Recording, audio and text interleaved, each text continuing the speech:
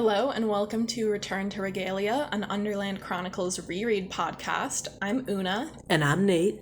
Nate, welcome back. Thank you, it's good to be here. We've got a lot to cover today. We're doing chapters 7, 8, and 9 of the Prophecy of Bane, in which Gregor and Ares make up, and Ripred and Twitchtip arrive. Oh yeah. Yeah, huge. When I was rereading this, I kept saying like, oh yeah, it's this part. Yes. Lots of good moments in these chapters. Yeah, you asked for these chapters specifically. Oh yeah, because Twitchtip shows up. Yes. Yeah. Big moment. Yeah, let's get right into it.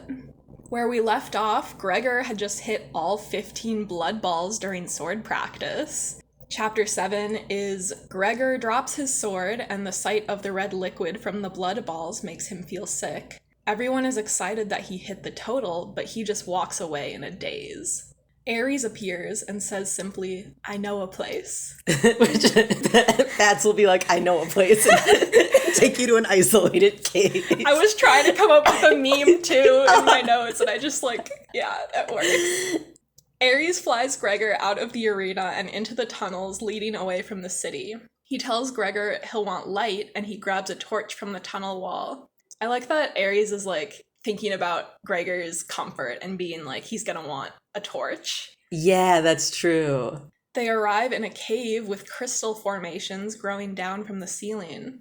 Gregor asks if Ares saw what he did, and when he confirms, Gregor insists he doesn't even know how to use a sword. Gregor notices that the cave is stocked with supplies and asks if this is Ares' hideout.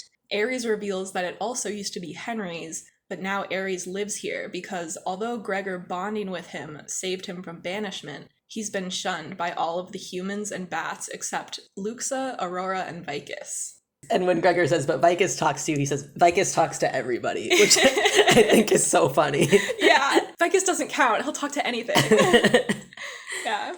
That must be so rough also living in the cave that he used to hang out with Henry in. Right. And used to be an escape. And now it's just his isolated home where he probably spends most of his time. You're so right that it used to just be this fun place to get away to. And now it's the only place he can go. And it's got all of this history. Right. That he can't escape. The two bonds apologize to each other for how they acted toward each other yesterday. And Gregor asks how Ares came to be bonded with Henry in the first place. Ares says, "Henry chose me because I was wild and known to disobey many of the rules of my land. I chose Henry because I was flattered and he was royal, and under his protection I knew I could be absolved of many things." I am absolutely fascinated by this passage. Yeah, I feel when I first read it, I focused on bad boy, but saying I knew I would be absolved of many things is very wow. Yeah. Did he have anything specific in mind, or did he just want to keep being cool and rebellious, and he was good, now I won't have to worry about it? Yeah, I have so many questions. This is very vague. He just says I was known to disobey many of the rules, and under his protection I could be absolved of many things. But that could cover anything. Yeah, we don't even really know what the bat rules are. Right. Was he just kind of a punk and disobeying social rules? He was just kind of rude and people didn't like him very much? Or was he a criminal?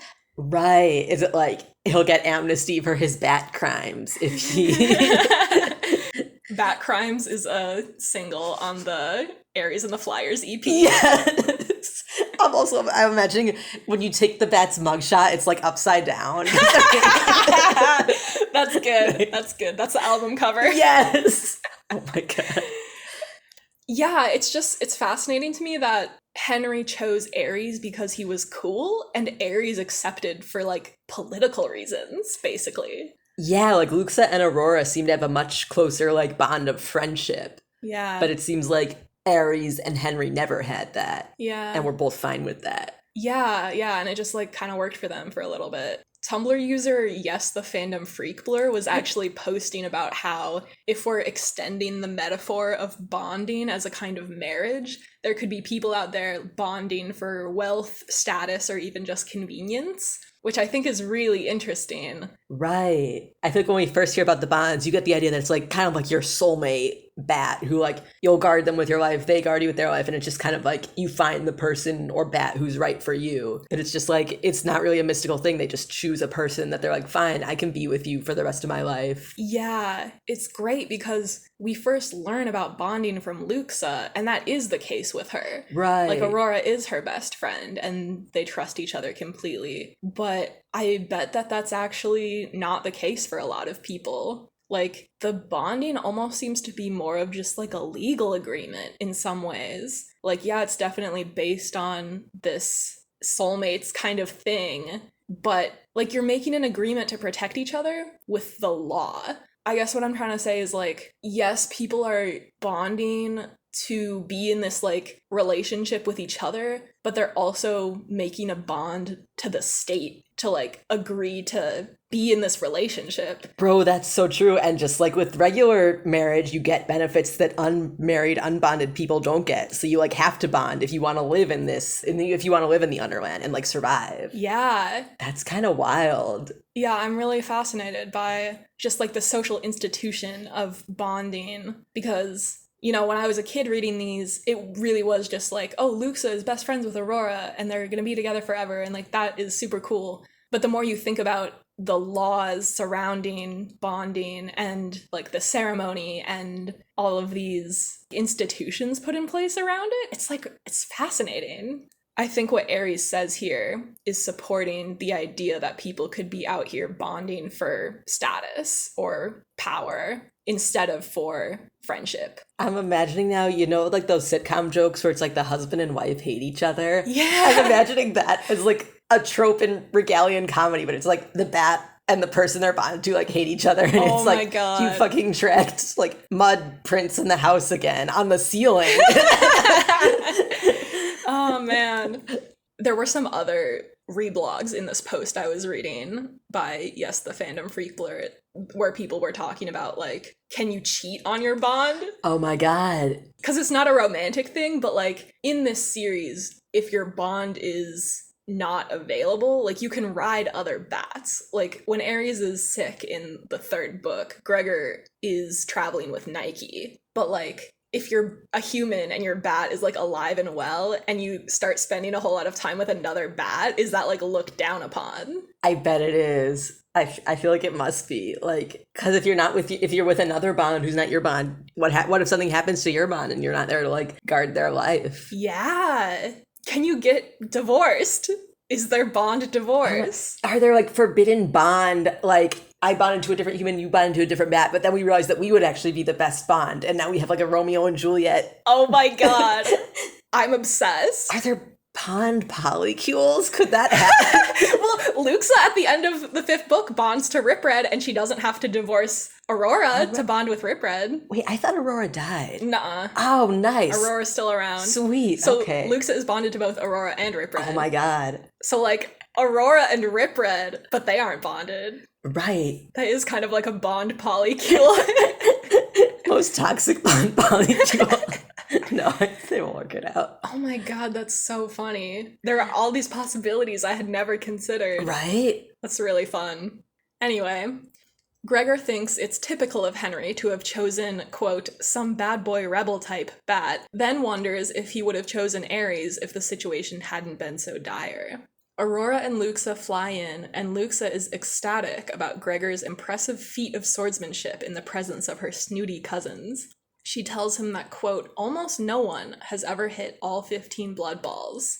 She says she hasn't seen Stella Vet look so upset since the time Henry tricked her into eating moth cocoons by telling her they were only allowed to be eaten by royalty. Ares says Henry could trick her into anything, and then stops laughing and says he could trick all of us. And they all go quiet. Oof. Once again, Henry haunting the narrative like a champ. Yeah. That's so funny that memory, what was once a happy memory, now becomes like, oh. Yeah. It was in front of us the whole time. Yeah. Same with the cave. Like, they have all of this leftover, like, memories of Henry that are, like, tainted now. Yeah.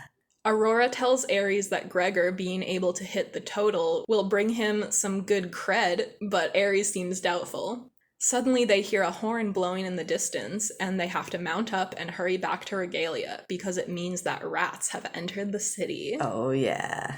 Watch out. Also, just side note, I love Luxa just, like, being like a kid here. Being like, yes, you showed my jerk cousin. And just, like, Right? being happy and kind of petty and vindictive and not, like, worried about everything is good. Yes, I love this part. I was talking with John last episode about how satisfying it is, like, especially reading it as a kid, to be introduced to Luxa's cousins, or Stellavet mainly, who's like this bully, and then immediately Gregor shows her up. It's excellent. It's so vindictive. It's great. All right, on to chapter 8. Let's go. Gregor immediately thinks of Boots' safety and tells Ares to hurry, but he makes sure to say please this time. Yeah, I noticed that. I appreciate that. While Luxa and Aurora go directly to Boots, Ares and Gregor go to the door of the arena. There, 2 rats are fighting against a group of humans on bats. And it's Ripred and Twitchtip. Yes. Truly the most dynamic duo. Yeah. Even though we don't see them together after this, ever. I did not even think of that. Yeah, because he just sends Twitchtip with them. Yeah, but they're quite the pair. So they're fighting, and Twitchtip can leap very high, but Ripred is doing most of the fighting, spinning in a circle and not getting hurt at all. Gregor and Ares realize it's Ripred and dive down to break up the fight. Ripred starts to laugh at the soldiers, and Gregor asks someone to get Vicus or Solovet, but none of the human soldiers respond. Gregor tries to apologize and introduce himself to the smaller rat, but she just hisses at him, which makes Ripred laugh more. Ripred calls her Twitchtip and says she hates everybody, and she just tears a hole in the moss on the wall and stuffs her nose in it. The narration just says, okay, well, she was weird, which is hilarious. It's like on its own line by itself. It's hilarious. Solovet appears on her bat and dismisses the soldiers. She complains to Ripred about the people he wounded, and he insists he only scratched them. Apparently, Ripred was supposed to meet an escort guard tomorrow, but he came a day early, citing the fact that Twitchtip was eager to see Regalia. Which is clearly not true. Yeah. I was seriously, I was trying to think, like, why does he show up early? Because he just makes it sound like he's fucking with everybody. Yeah. But I feel like he must have had a reason. He always has a reason for doing stuff. And my best guess is that he, like, wanted to catch them off guard, 1, to see how good they were at fighting, and 2, to show Twitchtip, like, what she was getting into. Like, he didn't want her to see the humans being on their best behavior. He's like, this is what they think of us. This is what you're gonna have to risk. Ooh, that's good. Yeah, I would buy that. Because I also really don't know why he showed up early. It could be that, like, he heard Gregor was in town and was like, we need to go see him immediately. Oh, true. Oh, that's funny. But he doesn't want to let Gregor know he was excited to see it. But I imagine that they were probably already on their way from the Deadland if they were planning to meet near Regalia. They say that they're going to meet at Queen's Head, which is like this rock formation that we learn about in the 4th book, I think. And it's kind of nearby. Yeah, I don't know what to make of that. Maybe it's just safer, like, if they're already there, why wait outside Regalia where, like, other rats could find them? That's true, too. I think it was probably Ripred just trying to, like, fuck with people to try and catch them off guard, because he likes doing that. Yeah. Solovet asks why Twitchtip is here, and Ripred says he brought her as a gift for Gregor. He explains he made a deal with Twitchtip that if she helps on the quest to find the Bane, she can join his rebel rat pack in the Deadland, because she was driven out of the Rat's Land. Ripred asks Twitchtip to demonstrate how she is, quote, gifted, and after sniffing the air, she's able to tell them where Boots is located in the palace, who she's with, what she's eaten, and the color of her shirt. This is impressive because they're at the arena right now, and the palace is all the way on the other side of the city, I'm pretty sure. So that means that Twitchtip can smell literally everyone in the city. Yeah, no wonder she's got her snout in the moss. Yeah, that would be completely overwhelming. I also always wondered, like, how can she smell color? Yeah, it's like, it reminded me of, like, Daredevil comics where he's like, I think he can do that too. He'll, like, feel it and, like, yes, red feels different than yellow. Or, like, he's reading a book by feeling the page, but it's not Braille. He can just feel the ink. I'm like, that can't work. Oh my god. There's a blind character in Maximum Ride who at one point gets a superpower because those characters develop random superpowers whenever they want to and then immediately forget about them. Oh, good old Maximum Ride. But there's a blind character who can, like, put his hand on something and, like, sense the color of it. But they don't, like, use that for anything. But I always thought he could, like, read books that way, if he could touch the ink and, like... Wait, yeah, that makes sense. See the colors. Yeah. Iggy from Maximum Ride. Nice. Yeah. I think that... Because she can't be, like, smelling the way that the light is hitting something. Like, that's what color is, like, how light bounces off of something. Yeah. So Twitchtip can't be smelling that. So I'm wondering if she's smelling, like, the dye in the clothes. Ooh, that would make sense. Like, she recognizes which dyes are which colors. That's my only theory. Yeah, I guess, like, I was thinking, like, you can use so much stuff for dye, but in the Underland, they have fewer kinds of, like, different color dye. So if it's red, you know it's red. Yeah. That's cool. Maybe it was just an educated guess. Yeah. Maybe she's, like, doing a psych thing and just... I was gonna say, that's the funniest thing I can imagine. Yeah, she's actually like, well, she's a little toddler girl. She's probably wearing pink. I'm just gonna throw that in to impress them. Or maybe she's like, maybe they don't know what color her shirt is and I could just say whatever I want. Oh my god. Yeah. That would be hilarious. She's actually cold reading them the whole time. Yes, oh my god. Anyway, Solovet calls Twitchtip a scent seer, and Ripred confirms that she is, explaining that she has an unnaturally heightened sense of smell. Solovet is impressed and asks them to stay and dine with them. Ripred says, "Have them make the thing with the shrimp, won't you? And no skimping on the cream." I think the recurring shrimp and cream sauce references are maybe the closest thing that this book series has to a meme. Like, this is, like, in How Six of Crows, the characters are always talking about eating waffles. Mm-hmm. Like, that's, like, shrimp and cream sauce for the Underland Chronicles. It's mentioned in, like, every book after this. Yeah, I like how it gets brought up casually here, like, the thing with the shrimp. Like, he doesn't know exactly what it's called. Yeah, it's just, like... They keep nodding toward it, and it's, like, totally inconsequential. It doesn't have anything to do with anything, but in every book, someone says it, and us, the readers, are like, oh, haha, we get it. Ripred loves shrimp. Ripred tells Solovet to give Twitchtip food, but handle it as little as possible because the smell of humans bothers her so much. Solovet greets Gregor and comments on him hitting the total in sword practice earlier. Ripred tests him by trying to smack him with his tail, and Gregor grabs it in the air before it can hit him. Ripred says, "Well, you can't teach that." And I think this is him suspecting that Gregor is a rager for the first time. Ooh, yeah, because we haven't even brought that up yet. They're just like, that's cool. Yeah. Also, I love that, like, his plan is like, well, either he can stop this or he's gonna get hit in the face with my tail. Either way, I win. No.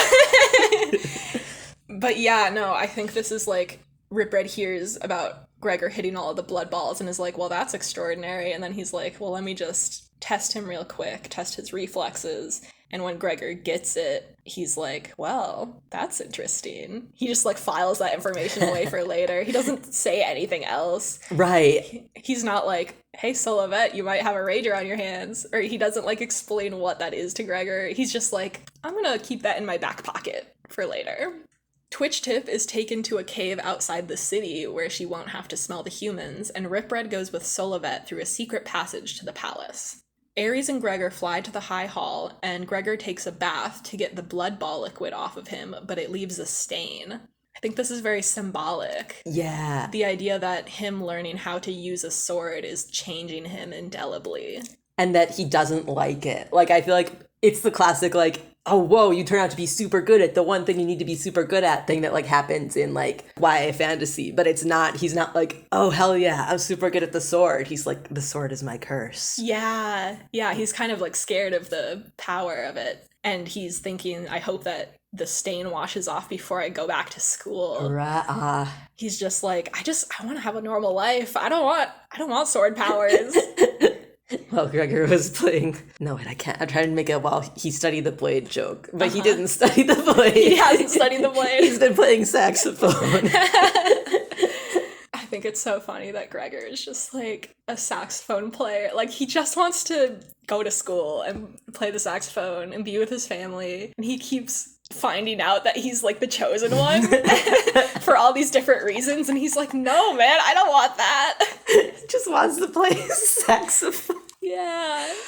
Oh, also classic Macbeth reference, when you can't wash the blood off. Oh yeah, that is very Shakespearean. Yeah, because that's like a symbol of guilt in the play. Right. So this is almost like I don't know, it's like the promise of future guilt. Yeah. Like, it's fake blood that he got in training, but like it's referencing the future blood that will be on his hands. Yes. That's good. That's some good English major shit. Yeah. Gregor heads to the nursery and finds Boots with Dulcet the nanny and Temp, who has been forced to play dress-up with the toddlers. They go to dinner, and it ends up being a very sad reunion for those who survived the Prophecy of Bane trip. Boots realizes for the first time that Tick isn't here, and she starts asking where she is. The narration explains how Gregor didn't have the heart to tell her that Tick died. This is a thing that comes up several times, this idea that Gregor doesn't know how to explain to Boots about people dying. Because it happens, like, people die in every book until... And then eventually she gets it without him having to explain. I think that's a moment, right? I think that when Talia dies in the 4th book, okay, Gregor gives up on trying to lie to her about it. He's like, I can't do that for Talia, so I need to just tell Boots the truth. And, like, Hazard is, like, super sad at that point, too, and Boots is like, why is he sad? That scene is super powerful. That's a scene that makes Marks of Secret my favorite book in the whole series. There are so many good scenes in that book. I'll save it. Ares gets up from the table and flies away without a word, and Temp hides under the table. Ripred judges Vicus's choice of dinner guests, and Vicus says he thought it would be good for them all. Luxa kicks back her chair, and she and Aurora leave. Ripred isn't upset at all because he's got his whole face stuck in a dish of shrimp and cream sauce. After he cleans off his muzzle, Ripred comments on how little food the Gnawers have now that the humans have cut off their fishing grounds. Solibet says, perhaps a little hunger will help them reflect on their poor judgment in attacking us. And the thing is, she says this while serving herself more food. Oh, that's She's messed up. So sinister. Just the idea of punishing an entire species for King Gorger declaring war. You know, like, there are plenty of rats that didn't ask for that. Right, and he didn't even do anything because he immediately died. Yeah. But it's just like, Solivet is just being like, well, the rats can sit in the corner and think about what they've done. And it's like, there are, like, children. There are innocent rats. Right. And she just doesn't give a shit about any of that. She's like, they're gonna learn their lesson by starving, which is absolutely brutal and sinister. And I like that Vicus, on the other hand, the optimist, he's like, well, surely it's not that bad. And Ripred's like, what do you think, bro? Yeah, Vicus asks if the rats are really starving, and Ripred confirms that the humans have displaced the Gnawers enough to affect their fishing grounds. And Ripred is kind of like, well, what do you think they're eating? Did you not think that all the way through, Vicus? And, like, of course, Vicus, like, didn't consider it. Ripred says, it's not helping the grand plan. I have enough to overcome as it is, and you reap what you sow, Solivet. Which is very, very true, because Solivet does end up dead by the end of this series. Oh, man. And Ripred and Vicus are still alive.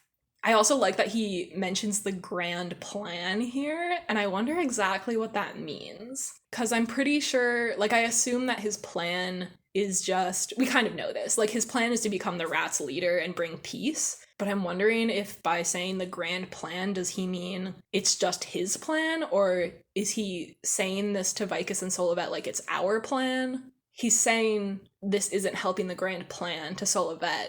So is he saying that, like, Solivet, you're working against yourself here, or is he just saying, like, you're working against me? Right. But I love the idea of Ripred, the schemer. Yes. And just piecing together his grand plan, thinking through all the politics of, well, if the humans are starving the rats, that is not going to be good for peace in the long run. Yeah. Ripred finishes eating and stands up from the table. He tells Gregor to follow him for his first lesson. And that's how the chapter ends. Good one. Yeah, I love Vicus being like, everybody will love this reunion dinner. Yeah, and it's like, literally everyone is here except for the dead people and Gregor's dad. Oh, God. Yeah. Yeah. Oh, man. It's devastating. All right, on to chapter 9. Gregor and Ripred stand in a cave under Regalia, where they're going to have an echolocation lesson. Gregor explains what he knows about echolocation, that animals can see by making a sound and hearing the way it bounces off of things, but he doesn't think humans can do that. Ripred says that anyone can, and some blind people in the Overland use it, which is true. You can actually look up videos of people using echolocation to get around. Oh, sweet. It's really impressive. That is what Daredevil does, right? Like, he sees with sound. It's like, what does he call it? His radar sense. I guess it is sound, but he can like just basically, obviously it goes beyond what anybody could do in real life. Right. But yeah, he just like they draw it like kind of mapped out in like lines, like on a map. Yeah. Yeah. So yeah, he just like hears the sound bouncing off. Yeah. That's how I always imagine the scenes where Gregor uses echolocation in the 5th book and it's dark. I just like imagine the lines of sound like coming out of him and bouncing back. Ripred says most Underland creatures, except the humans, use echolocation to some extent, and it would serve Gregor well to learn it too. To prove his point, he knocks Gregor's mini flashlight out of his hand and sends them into darkness. He has Gregor make clicking sounds in the dark, but Gregor can't focus enough to tell the difference between the sounds he aims at the wall versus at Ripred. Ripred tells him he has to practice every chance he gets, including if he gets home. He says, "Listen, warrior, one day you will find that it matters not if you can hit 3,000 blood balls if you cannot locate one in the dark," which is very true. In one of the books, we get a scene, I think it's the 4th book, we get a scene in this very cave, actually, where they practice their echolocation. Twirltongue shows up, and Gregor has to fight Twirltongue and the cronies. Gregor tells Ripred that he'll practice, and they head back to the palace to get some sleep. On the walk, Gregor wonders if Ripred would ever kill him. On the last quest, Ripred explained they had mutual need of each other, and Ripred must still need him now, but Gregor wonders if he'll become expendable if he stops being useful. Once he's back in the palace, Gregor gets lost on the way to his room and instead finds himself at Sandwich's prophecy room. The door is open, so he goes in and asks if anyone is there. At first he thinks it's empty, but then Nerissa steps into the light. She looks terrible, even worse than when Gregor first met her back when her brother Henry was still alive. He tries to leave, but she asks him to stay. He asks how she is and tells her sorry about Henry, but she just says, "I think it is best he is dead." She explains that it's better than if he'd succeeded in betraying the humans, because then everyone, including Henry, would have been killed by the rats, but she does miss him. Gregor asks her why Henry became a traitor, and Nerissa says, "He was afraid. I know that. I think somehow in his mind he felt that joining with the rats would give him the security he longed for." And YouTube user Oddity Autopsy had actually commented something along these lines on episode 10 of the podcast. They described Henry as adopting a kind of if you can't beat them, join them mentality about the rats. And I think that that is probably what Nerissa thinks was going through Henry's head too. Right. I wonder, because Nerissa is such an odd character in that, like, she doesn't really fit with the existing, like, prophecy thing. Like, we kind of, by the end of the book, we're kind of, like, more on the side that the prophecies are fake. And we don't know anybody else who is a prophet other than Sandwich. But then there's Nerissa, who, like, appears to be making real prophecies and is also just weird in general. Yeah. Where it's like, why does she act like this? Like, what? Yeah. And I want to know, like, did she suspect at all that Henry was going to betray them? Like, I assume she would have said something if she knew 100%. Yeah. But was she surprised? Yeah, that might be why she's, like, so kind of, like, chill about it right now. She's just like, well, I think it's better that he's dead because it would have been worse otherwise. Right. And she's really just accepted that, which I'm not sure is actually that healthy. I don't know. I feel like she should be a little bit upset. Yeah. Like, she does admit that she misses him, though. But yeah, no, I love a weird girl character. Gregor tells Nerissa that Henry was wrong for thinking he'd find security with the rats, and Nerissa smiles spookily and asks, was he? Is she talking about him being dead? Oh my god. I mean, that's about as secure as you can get. Yeah, I think that she might be. I like that. I mean, that's messed up, but I like that. Yeah, because Gregor gets confused after this and is like, didn't you just say? And Nerissa just, like, doesn't answer him. And I think that she is kind of trying to say Henry didn't feel safe, but he never would have felt truly safe. And the only way that he could have felt safe is if he was dead. Right, which is so sad. And that's just the world they're living in. Yeah, but that's like an intense line from Nerissa. And she just says it with a smile, like, well, he's in a better place now. He's in hell. Oh my god. We never learn what the Underlanders think about the afterlife. I mean, because they have their own culture that has like developed in the Underland, but they also use names from like Shakespeare and Latin. Yeah. They don't really seem to like have a god that they mention. Yeah. I don't think any of them have like biblical names. Oh yeah. I would assume that before they left, they were like, maybe, I guess they didn't have to be like Christian if they were from Europe. Why did they leave?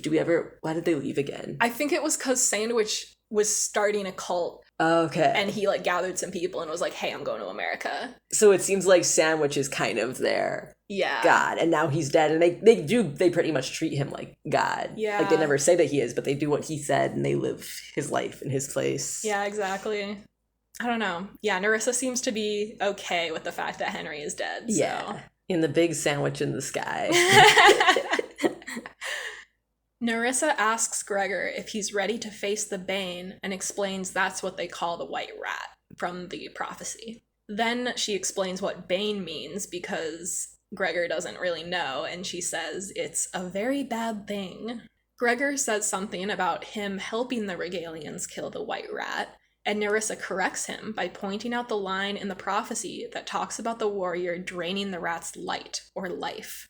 Gregor realizes this means they expect the Bane to die by his hand alone. And that is the end of part 1, the mission. Oh, yeah. It's intense. This whole time, Gregor was like, they're gonna send an army with me, right? I'm just gonna, like, be there, hanging around, but they're gonna do, like, the dirty work. And Nerissa's like, no, you literally have to do it. That's good. And Vicus just, like, didn't mention that to him when right, they were right. at the prophecy earlier. He's like, yeah, we're gonna train you how to use a sword. Don't worry about it. Yeah.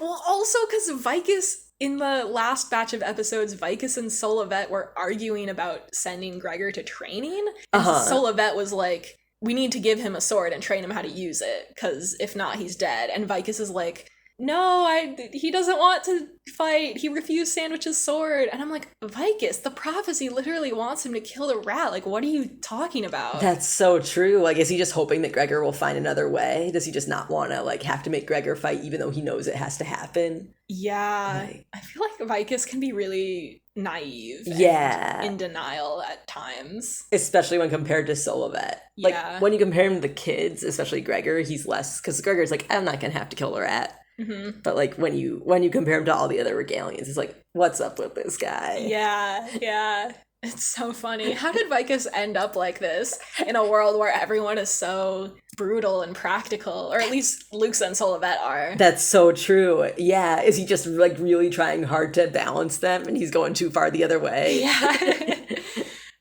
He wasn't meant for fighting. Yeah. He's a lover, not a fighter. Well, thank you so much for joining me, Nathan. Yeah, thank you for having me. Next week's episode will cover chapters 10 through 12. Don't forget to follow us on Tumblr, Instagram, and YouTube at Return to Regalia. If you have questions, theories, or other things that we missed, send them to us at returntoregalia@gmail.com or put them in the comments of this episode. Thank you for listening, and until next time, fly you high. Fly you high. Hey everyone, it's Oona from a few days after we recorded. This episode ended up being a little shorter than most, and I had some extra time this week, so I decided I would pop in here at the end and talk about something that is very near and dear to my heart, crawler syntax. So in chapter 25 of Gregor the Overlander, Temp asks Gregor if he can hear the rats climbing up the wall near the waterfall. But Gregor misunderstands him, thinking he's asking about the rats that fell to their deaths back in the canyon, because Temp says, "Hear you the rats? Hear you?" I went into this a little on the podcast in episode 11, but I didn't do a great job of explaining what Temp was doing linguistically, so I thought I'd expand on it here. Before we get into that, I'll just define a few terms I'll be using. Syntax refers to the area of linguistics that deals with the structure and formation of sentences. Basically, that just means the order in which we say words. One weird syntax thing that English has is called do support, which I mentioned in the episode where we briefly talked about Temp's question. Do support is what we English speakers use when we form questions. We also use it to form negated clauses, but I won't get into that here. Do support is basically how we get from the statement, "You hear the rats," to the question, "Do you hear the rats?" The last term I'll define is infinitive. The infinitive form of a verb is the base form of the word, and in English we just put the word to in front of the verb. So these are all infinitive forms. To walk, to hear, to fight. Other languages do that differently, but we don't need to talk about that. Modern English speakers will automatically use do support when forming questions, but a long time ago, English didn't use do support. You'll see this with other Underland speakers. I think Vicus is probably the most obvious about it. Instead of saying things like, "Do you hear him?" he'll say, "Hear you him?" And if you wanted to put that in the past tense, a modern English speaker would say, "Did you hear him?" While Vicus might say, "Heard you him?" So Vicus would use the past tense of the verb to hear, which is heard, but we would still use the word hear, or the infinitive form, because the word do or did is carrying the tense of that phrase. And tense in syntax is a whole other issue that we don't need to get into, but basically certain things that we say and the order in which we say them and what words we use will indicate if something is happening in the present or the past or the future or the far past or the far future, depending on the language. There's a lot of different tenses. Anyway, when modern English speakers use do support, we put the tense of the sentence onto the word do. So when we ask about something that happened in the past, we use the word did. But we don't say, "Do you heard the rats?" or "Did you heard the rats?" to mean, "Did you hear the rats?" in the past. This is all to explain why I think Gregor was confused by Temp's question about hearing the rats. Temp asks, "Hear you the rats?" And because Gregor is a modern English speaker who would normally put the tense of that question on the word do or did, he doesn't know how to interpret the question without the do support. So I'm assuming that when Temp asked, "Hear you the rats?"